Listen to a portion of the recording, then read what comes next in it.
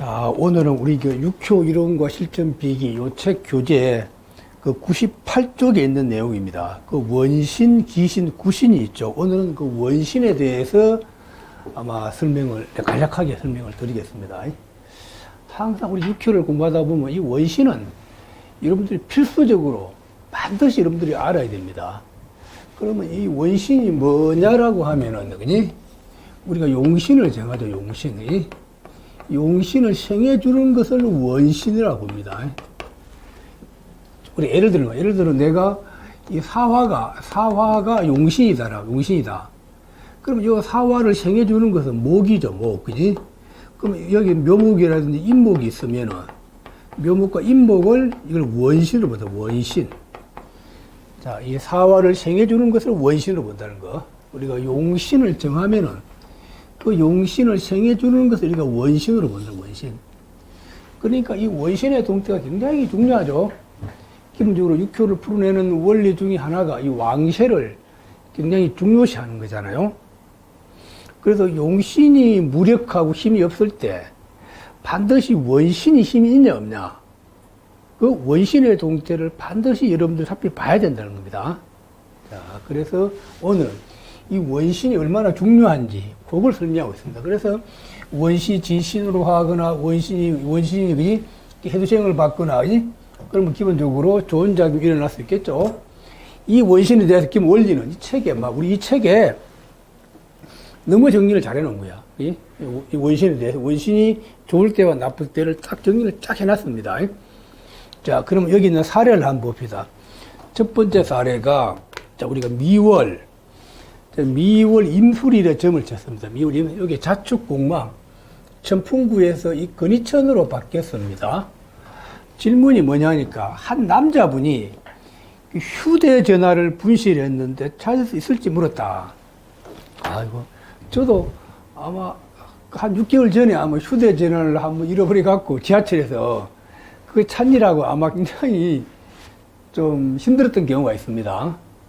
자, 그래서 이 사람도 휴대전화를 분실했답니다. 그래서 휴대전화를 찾을 수 있는지 하고 이렇게 점을 쳤습니다. 그럼 항상 질문을 하면은 그 용신이 뭔지를 먼저 딱 그걸 잡아야 됩니다. 잃어버린 물건이 분실물이죠. 그 말은 이 처제라는 것, 이 재성이라는 것은 내가 통제할 수 있음을 나타냅니다. 다시 말하면 내가 통제해서 내 바운더리 안에 있음을 나타내는 게 그 처제의 그 모습입니다. 그래서 이 질문이 잃어버린 휴대폰을 찾을 수 있는지 물었단 말이에요. 그럼 용신이 처제가 용신이라는 거지. 그거 알면 이제 답이 바로 나오죠. 그래서 여기, 자, 개에서 처제를 찾으니까 축해유 오신술 이 되어 있는데 처제를 찾으니까 드러난 이 개는 처제가 없단 말이에요. 단 처제가 이렇게 암장되어 있다는, 암장되어 있어. 그럼 내가 휴대폰을 찾으려고 하는데 이 휴대폰이 여기에 처제란 말이에요. 이게 숨어 있다는 거지. 그럼 숨어 있는 것 자체가 이게 찾기가 쉽지 않음을 나타냅니다. 자, 그럼 이 용신이 숨어 있잖아요.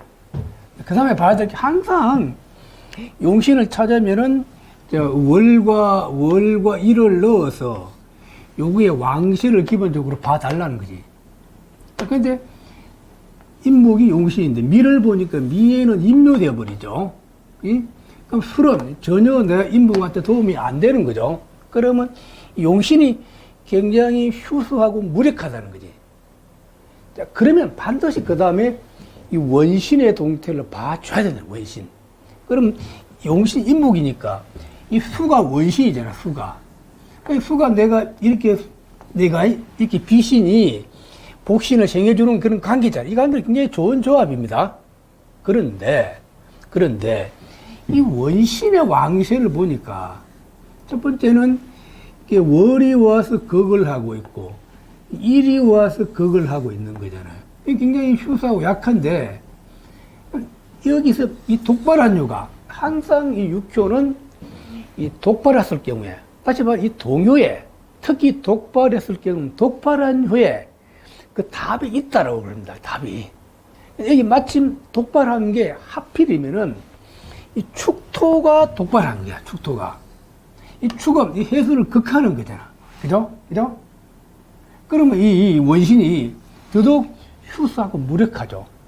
그나마 이 배룡의 자수는 요 자수가 있다는 건 그나마 이게 도움을 의지하려고 하는데 이게 하필이면 이게 또 공망으로 가는 거예요, 공망으로. 그래서 기본적으로 용신도 휴수하고 약하고 원신도 휴수하고 약하다. 게다가 이 내 휴대폰은 이 암장대에 숨어 있다는, 암장대에 있다는 거지. 그게 또 원이 임묘되어 있다는 거지. 이 휴대폰은 찾을 수 없다. 예? 걔가 답을 해주고 있다는 거지. 그래서 휴대폰 찾으려고 하는 거 그냥 잊어버리라. 예? 잊어버리라고. 찾을 수 없다. 자, 여기서 중요한 핵심. 자, 용신이 휴수하고 무력했을 때 이 원신의 동태를 반드시 봐야 돼. 이 원신이 힘이 있냐 없냐 그걸 봐줘라 합니다. 그런데 여기서 때 월이 극하고 일이 극하고 이 발동한 조가 와서 극하는 그런 상황이라는 거지. 굉장히 좋지 않은 그런 정보라는 거지.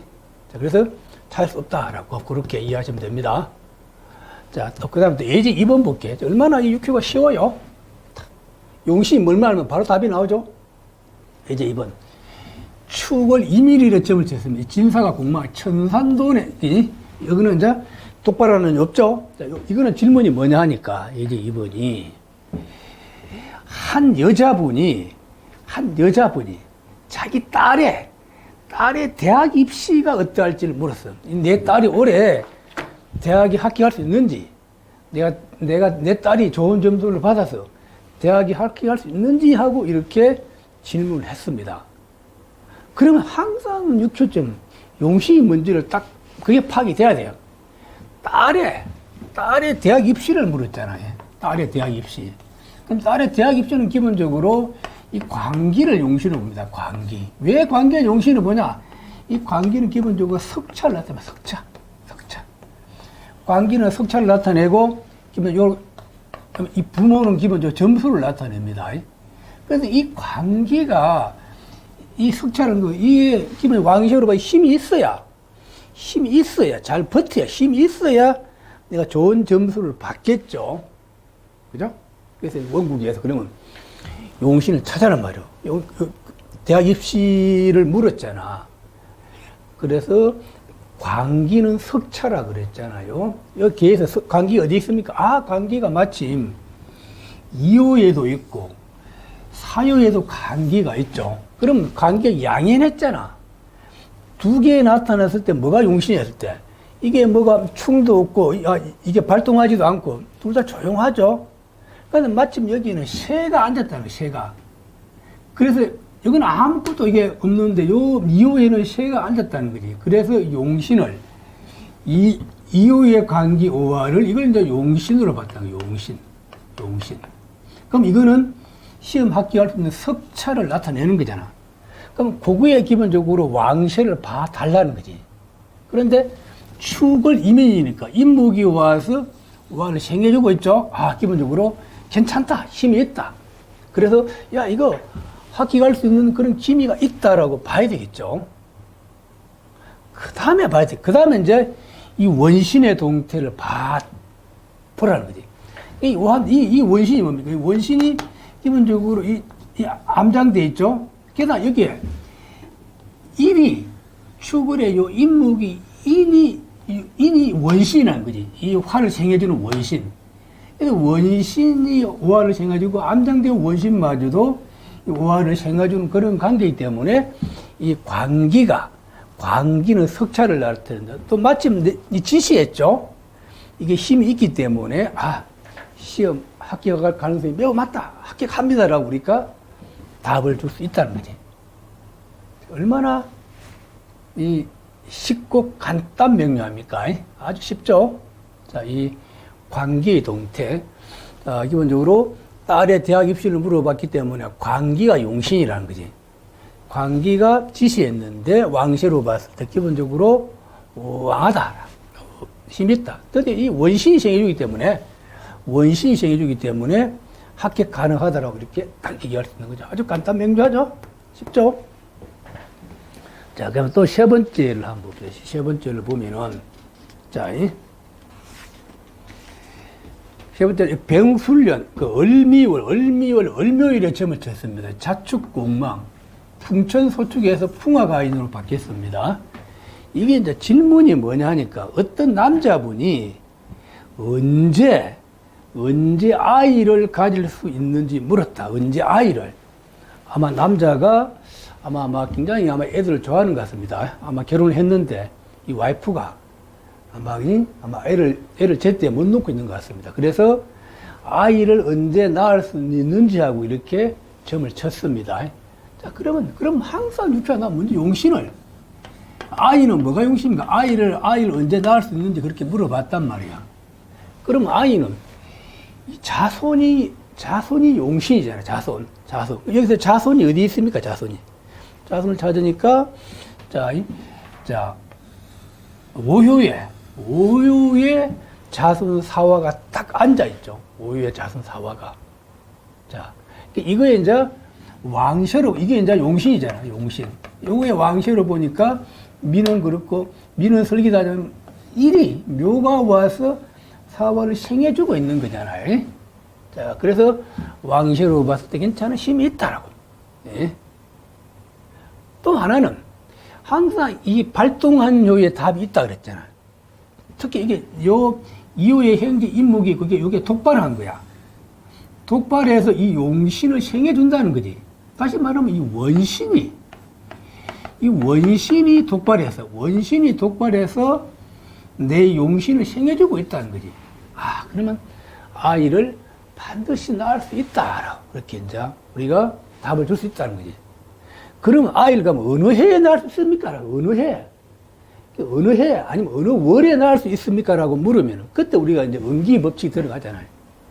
이런 응기의 규칙은 사건, 사고 언제 일어날지 그런 거 잡아내는 그 응기의 규칙은 이 육효의 원리와 이 명파명리의 논리가 똑같습니다. 그래서 특히 이 명파명리를 그야말로 이 사주를 그야말로 이 신의 경지에 올려놨다고 합니다. 왜? 우리가 딱딱 맞춘다는 거지. 성패에 대해, 성패 결과에 대해서. 그래서 지금도 많은 분들이 명파명리를 공부하고 있습니다.